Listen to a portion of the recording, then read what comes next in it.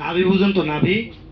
হ্যাঁ, এটা হচ্ছে এমন একটা জায়গা যেখানে আসলে মনে করেন অক্সিজেন বাইরে না থাকলে না আসলে অটোমেটিক অক্সিজেন চলে যাবে সামনে, কোনো সমস্যা নেই। মানে এমন একটা জায়গা, মানে আপনি এনার্জি নিয়ে গিয়ে আপনি কিছু করতে পারবেন। এখানে যারা আছেন আমি মনে করেন পাওয়ার হাউসে বসে আছেন, যে পাওয়ার হাউস থেকে আমরা প্রথম, হয়তো অনেকেই নতুন আজকে প্রথম যে আসছেন যে বিজনেসটা দেখার জন্য, রাইট? যেন অনেকেই আছে আমার টিমের এই ঢাকা হেড অফিসে আসে 6 7 হওয়ার পরে, কিন্তু আপনারা অনেকেই কি কাছে আছে সুবিধার থেকে সহজে চলে আসছেন। তা আমিও এখানে আসছিলাম প্রথম আসতে মনে করেন প্রায় আমি মনে হয় 7 হওয়ার পর আমি ঢাকা হেড অফিসে আসছি প্রোগ্রাম করার জন্য। সেই সুবিধাতে আপনারা এগিয়ে আছেন কি এগিয়ে নাই? আপনারা আমার থেকে এগিয়ে আছেন, তবে আপনারা চাইলে আরো অনেক বেটার কিছু অতি দ্রুত করতে পারেন। আর টেস্ট প্ল্যাটফর্মটাই এমন, যখন স্যার বলতেছিল আজকে স্টুডেন্ট, রাইট, এখন স্টুডেন্ট লেখাপড়াই করতেছি, পড়ালেখার পাশাপাশি অবসর যে সময়টা ছিল ওই সময়টা কিভাবে কাজে লাগানো যায় ওই চিন্তাটা করেছিলাম। আর ওই চিন্তা থেকে আজকে টিএস ভালো একটা লাইফ, ভালো একটা কেরিয়ার দাঁড়া করে দিয়েছে। যদি ওই দিন মনে করেন চিন্তা না করতাম, মনে করেন বন্ধুরা কথা শুনতাম, বন্ধু কাজ করে লাভ নাই, এখন পড়ালেখা করো, পড়ালেখা শেষ করবা, এরপরে তুমি কিছু করবা, আমার বন্ধুরা আমাকে এই ডায়লগটা দিয়েছিল।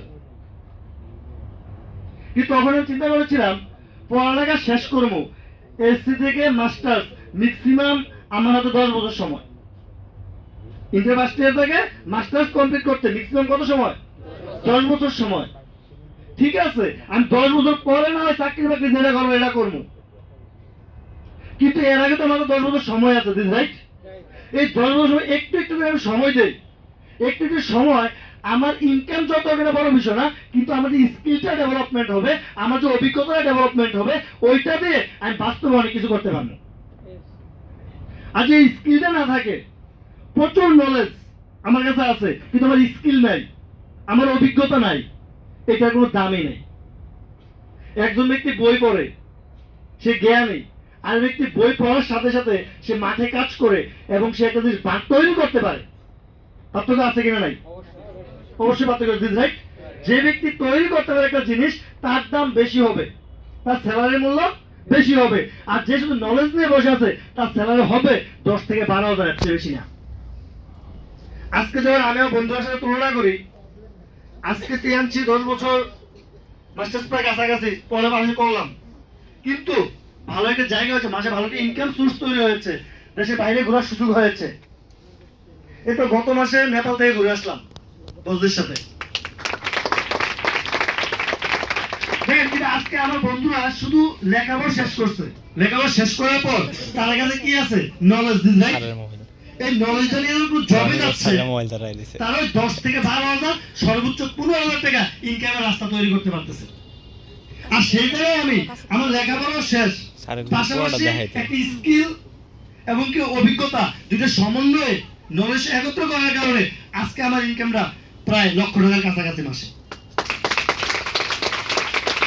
এটাই পার্থক্য। যদি আপনি সিদ্ধান্ত নেন স্টুডেন্ট আপনাদের ক্যারিয়ারটা ডেভেলপ করবেন, এটা চাইলে আপনি সুন্দরভাবে তৈরি করতে পারেন, করে একটা ভালো একটা জায়গায় আসতে পারেন। আমি বলবো যারা আছেন আজকের আলোচনাটা হতে পারে আপনার জীবনের টার্নিং পয়েন্ট। আমি 2015 সালে আলোচনা দেখেছিলাম, ওই সময় বসে সিদ্ধান্ত নিয়েছিলাম আমাকে ঘুরে দাঁড়াতে হবে। পরিবারের পিছের ব্যাকগ্রাউন্ড ভালো না, কিন্তু আমাকে ঘুরে দাঁড়াতে হবে। আজকে ওইখান থেকে ঘুরে দাঁড়িয়ে আজকে আমার অবস্থান। যদি ঘুরে না দাঁড়ানোর সিদ্ধান্ত নিতাম ভালো কিছু হতো না। আবার অনেকের মনে কি থাকে জানেন, আমার কাছে টাকা নেই, হয়তো এই কারণে ভালো কিছু করতে পারবো না। আমার একটা প্রশ্ন আপনাদের কাছে, মনে করেন আপনার কাছে 100 কোটি টাকা আছে, আপনি 100 কোটি টাকা কিভাবে বিনিয়োগ করবেন, কই কি করবেন আপনি জানেন না, এটা আরো থাকবে আপনার কাছে? আপনার যে স্কিল নাই ওই টাকা দিয়ে ব্যবহার করে ইনকাম করবেন, ইনকাম বাড়াবেন, থাকবে টাকা? বাজে পথে বিভিন্ন ভালো ইনভেস্ট করবেন, টাকাটা নষ্ট হয়ে চলে যাবে, রাইট? টাকা তো ছিল কিন্তু আমি ধরে রাখতে পারি নাই, কারণ কি আমার কাছে পর্যাপ্ত নলেজ ছিল না, যার কারণে ধরে রাখতে পারিনি। আবার অনেকের কাছে টাকা নাই কিন্তু সে ভালো কিছু আইডিয়া আছে, সে কোথায় কিভাবে কাজ করতে পারে এই নলেজটা আছে, তার কমিউনিকেশন যোগাযোগ স্কিল ভালো, যার কারণে তাকে মানুষ বিশ্বাস করে। আর এই জিনিসগুলো একটা ব্যক্তির কাছে আছে, সে ভালো সৎ পরিচয় সবকে আছে, তখন দেখা গেছে আরেকজন ব্যক্তি ইনভেস্ট করার লেগে বসে আছে, ও লোকটা যত ভালো, 1,00,000 টাকা লাগবে, আমি ইনভেস্ট করলাম, আপনি ব্যবসাটা চালান, আমার ব্যক্তি আমার রীতি চলবে, হয় কিনা হয় না? তাহলে আমি যে টাকা আমাকে থামিয়ে রাখতে পারবে না, কিন্তু আমার স্কিল অভিজ্ঞতা এটা থাকলে আর আমি মানুষ ভালো হইলে আমার জন্য বিলিভ করার অনেক লোক আছে, যেটা দিয়ে আমাদের জীবন উন্নতি করা যাবে। এখানে আমার টাকার জন্য মানুষ বসে থাকে না।